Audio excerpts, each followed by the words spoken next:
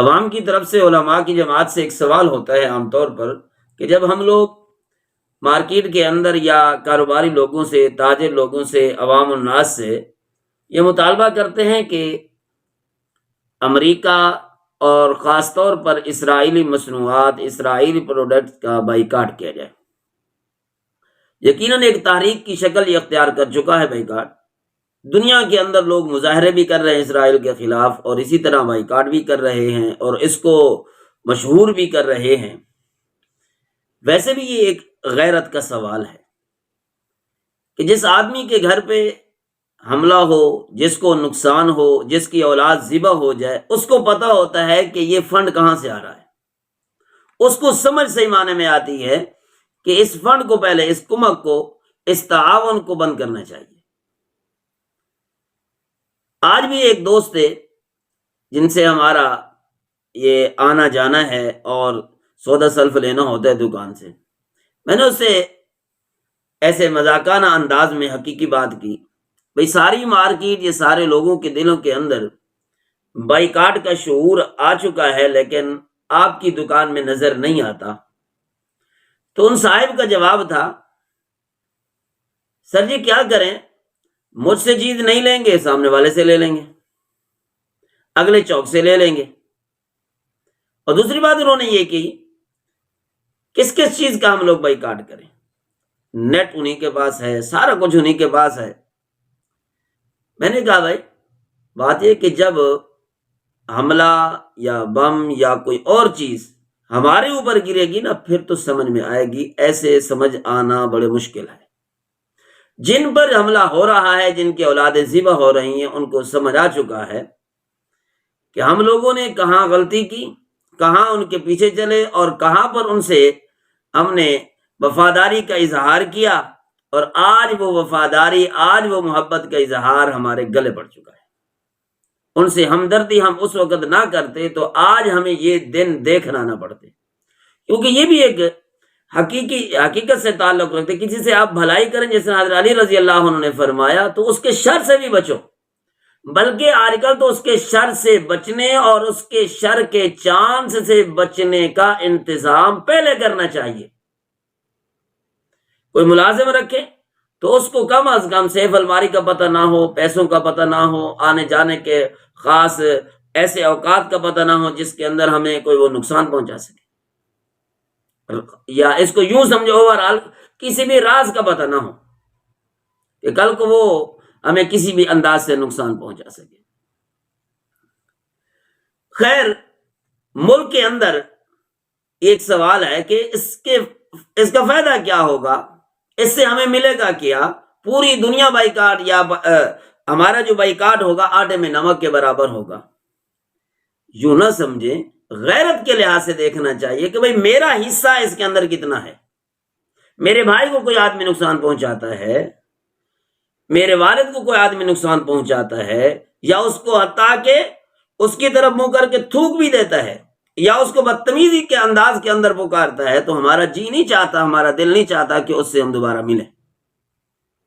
ٹھیک ہے، ہم اس کا ایکشن نہیں لے سکتے، لیکن کم از کم ہم اس کی دکان پہ نہیں جاتے، ہم اس کے گھر نہیں جاتے، اس سے صحیح معنی میں ملتے نہیں ہیں۔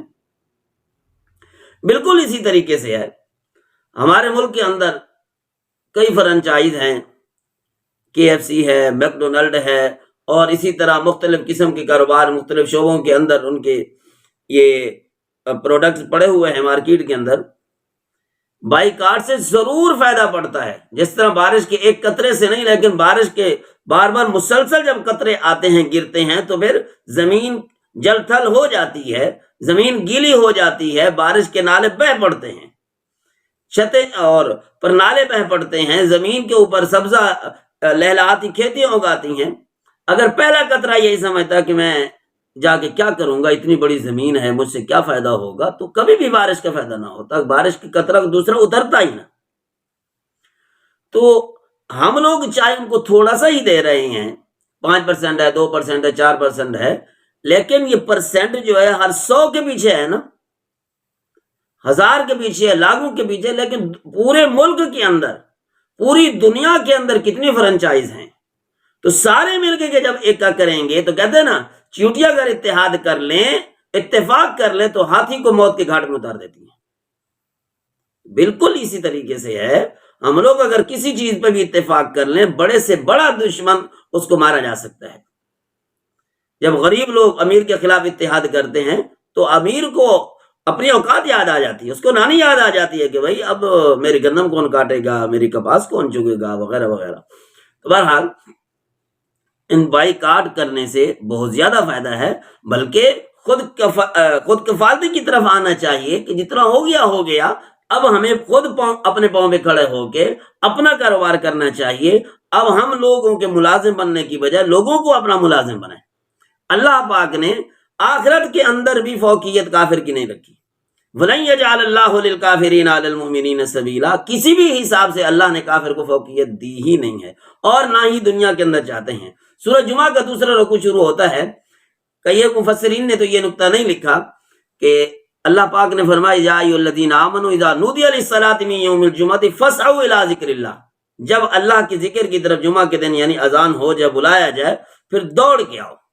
دوڑنے کے اندر انہوں نے یہ نقطہ لکھا ہے کہ عین اسی وقت جب خطبہ شروع ہو رہا ہو یا تقریر شروع ہو رہی ہو اس وقت آنا چاہیے. اس سے زیادہ پہلے خاص طور پر کاروباری لوگ نہ آئیں، کہ ایسا نہ ہو کہ تمہارے اس آنے کے زیادہ وقت کے اندر زیادہ پہلے آنے کی صورت میں دوسرے غیر مسلم کاروباری لوگ اس سے فائدہ اٹھا سکیں اور اپنی اتنی دیر کے اندر بھی معیشت کو مضبوط کر سکیں.